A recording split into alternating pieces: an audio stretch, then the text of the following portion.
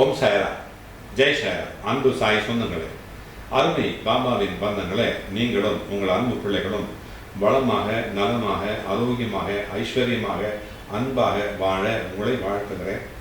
உங்கள் குடும்பத்தோடு, உங்கள் பிள்ளைகளோடு மகிழ்ச்சியாக இருக்க எல்லாம் வல்ல சத்குரு சாயப்பாடத்திலே பிரார்த்தனை செய்கிறேன்.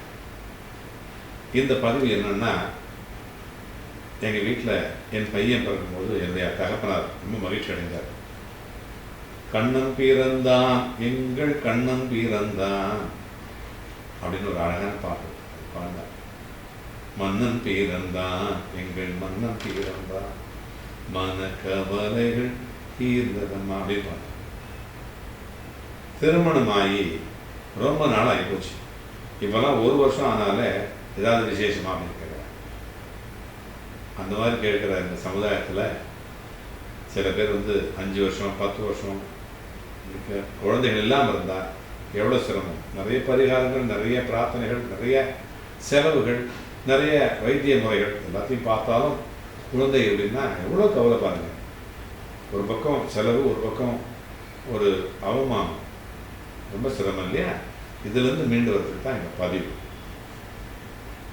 நம்ம பிரார்த்தனை கோபுரத்தில் பாபாவுடைய பாதத்தில் வச்சு வியாழக்கிழமைகளில் மட்டும் பாபாவுடைய பாதத்தில் எலுமிச்சங்கனி, ராஜகனி அப்படின்னு சொல்லுவாங்க, தேசி கனி அப்படின்னு ஸ்ரீலங்காவில் இருக்கிற பிள்ளைங்கள்லாம் சொல்லுவாங்க.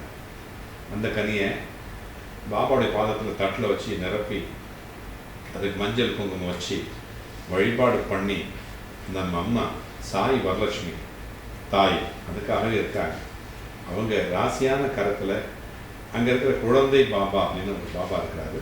அவருடைய பாதத்தில் வச்சு வியாழக்கிழமையில் பார்த்தீங்கன்னா அதுக்காக ஒரு பெரிய நீளமான ஒரு வரிசையை காத்துக்கிட்டு இருப்பாங்க குழந்தை இல்லாதவங்க. அந்த மாதிரி வாங்கி அந்த கனியை உண்ட தம்பதிகள் உண்டாகிறார்கள் அப்படிங்கிறது ஐதீகம்.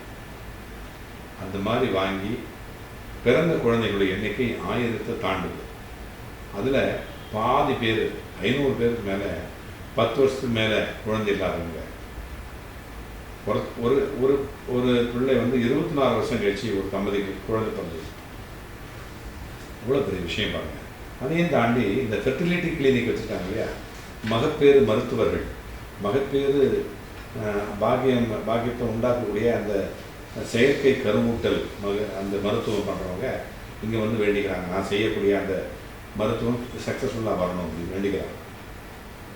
சென்னையில் உள்ள கர்ப்பா அப்படின்னு சொல்லலாம். இது இந்த பிரசாதத்தை வெளிநாட்டு கூட அனுப்புகிறோம்.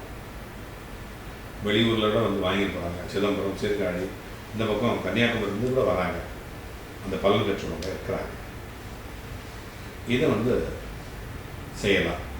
அடுத்து திருக்கருகாவூர் அப்படிங்கிற முல்லை வனநாதர் அந்த கோவில், அங்கே போயிட்டு அந்த முல்லை வனநாதரையும் கர்ப்பரக்ஷாம்பிகை அம்மனையும் வழிபாடு பண்ணலாம்.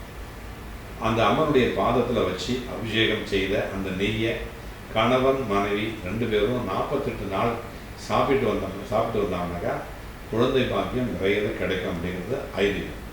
உங்கள் வீட்டுக்கு அருகாமையில் இருக்கிற பெருமாள் கோயில் இருக்கிற சந்தான கோபாலகிருஷ்ணரை மடியில் வச்சு மனதார பிரார்த்தனை செய்யுங்க.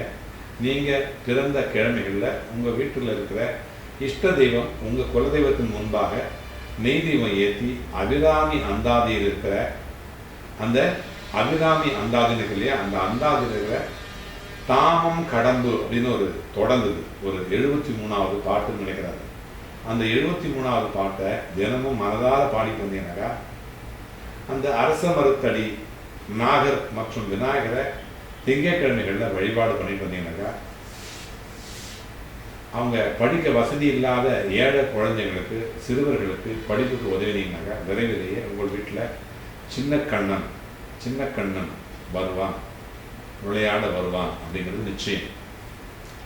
பாபா கோயில் எலுமிச்சம்பழம் வாங்கிக்கிங்க. ஏற்கனவே சொன்ன மாதிரி அந்த கர்ப்பரக்ஷாம்பிகை கோயிலுக்கு போக முடியலன்னா உங்கள் சார்பில் என்னுடைய பிரதிநிதி ஏற்கனவே சொன்ன மாதிரி அனுப்பிச்சு அந்த பிரசாதத்தை வாங்கி, அந்த நெய்யை வாங்கி உங்களுக்கு அனுப்புகிறோம், தபால் அனுப்புகிறோம். அந்த நெய் எப்படி அந்த ஏற்கனவே சொன்ன அந்த